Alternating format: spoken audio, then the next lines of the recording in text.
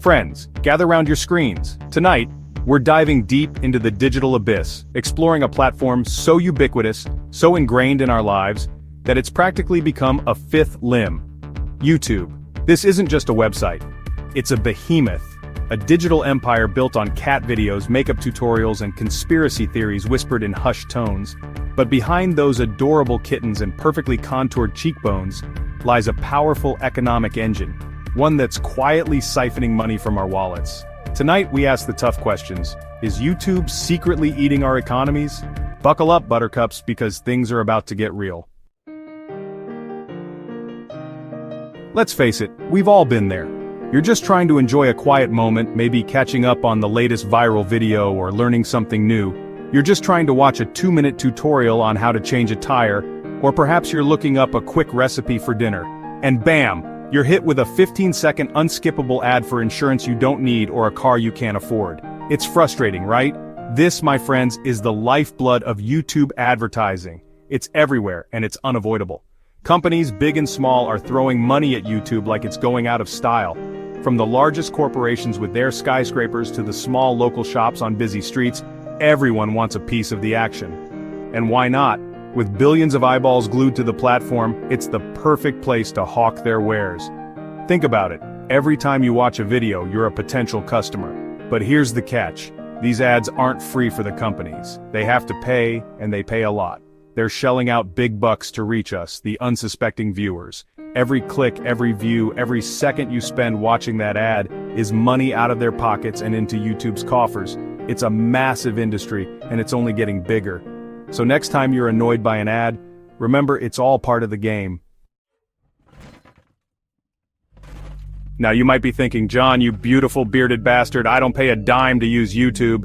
And you'd be right, sort of. See, YouTube might be free for us, but it's the companies advertising on the platform that are footing the bill. But let's dig a little deeper. These companies spend millions, sometimes even billions on advertising.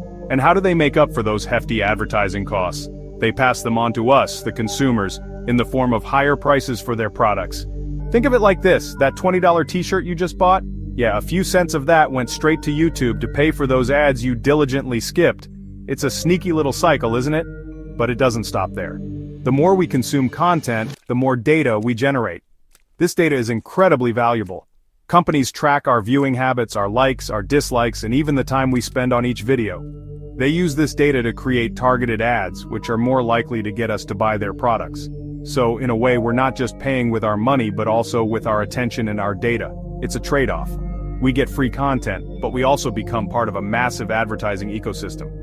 And this ecosystem is designed to keep us engaged, to keep us watching, and ultimately, to keep us spending. So next time you watch a YouTube video, remember, it's not entirely free.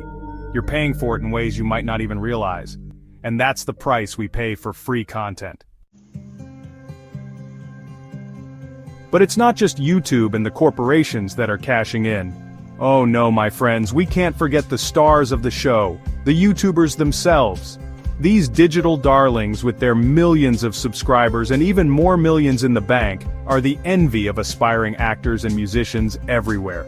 They've turned their bedrooms into studios, their personalities into brands, and their hobbies into lucrative empires. And who can blame them? They're living proof that in the age of the internet, anyone can become a star. But their success, while inspiring, comes at a cost.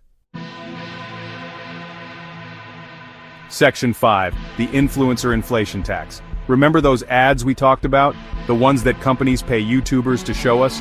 Well, those payments, my friends, are factored into the prices of the very products they're hawking. It's a vicious cycle. Companies pay influencers to promote their products, then raise prices to cover those marketing costs, and we, the consumers, are left holding the bag. It's like a hidden tax, an influencer inflation tax, if you will. Section 6. Less scrolling, more saving? So, what's the solution? In today's digital age, it's easy to get lost in the endless sea of content available at our fingertips. We scroll, we click, we watch, and before we know it, hours have passed. But what if we could turn this habit into something more beneficial? Well, we could storm the YouTube headquarters, pitchforks in hand, demanding an end to this madness. But let's be honest, that's neither practical nor effective. Plus, it might get us into a bit of trouble, or we could take a simpler, less chaotic approach. reduce our YouTube consumption. Hear me out.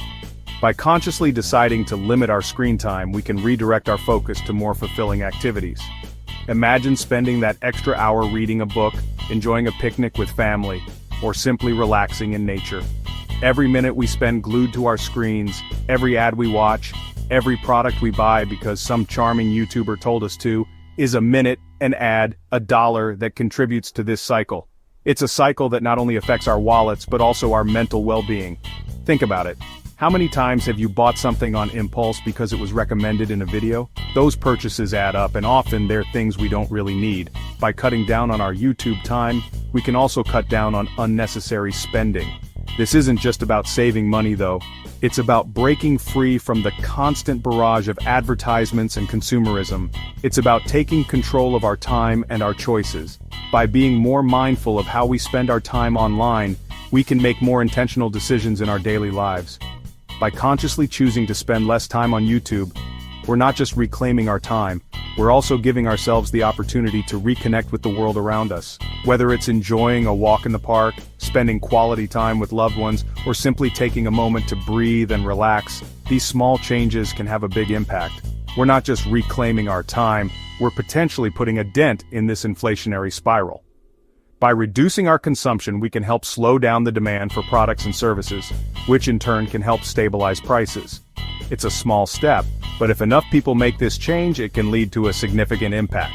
So, the next time you find yourself mindlessly scrolling through videos, take a moment to pause and consider the bigger picture. Less scrolling, more saving. It's a simple mantra, but one that can lead to a more balanced and fulfilling life. Let's make a conscious effort to spend our time and money wisely, and in doing so, create a better future for ourselves and those around us. Section 7, the power of the pause button. Now, I'm not saying we need to swear off YouTube entirely. That would be hypocritical, wouldn't it? But maybe, just maybe, we can be a little more mindful of our consumption. Next time you find yourself sucked into the YouTube vortex, ask yourself, do I really need to watch another video of a dog riding a Roomba? Or is this influencer actually being genuine? Or are they just trying to sell me something? The power, my friends, lies in the pause button. Use it wisely. Section 8, Beyond YouTube, a world of alternatives. Here's a revolutionary thought. Maybe, just maybe, there's a whole world out there beyond the glowing rectangle in your hand. A world of books, of conversations, of experiences that don't involve algorithms and targeted advertising. Spend time with loved ones, learn a new skill, take a walk in nature. You might be surprised by what you find. Section 9, take back your wallet, take back your time. In the end, it all comes down to choices.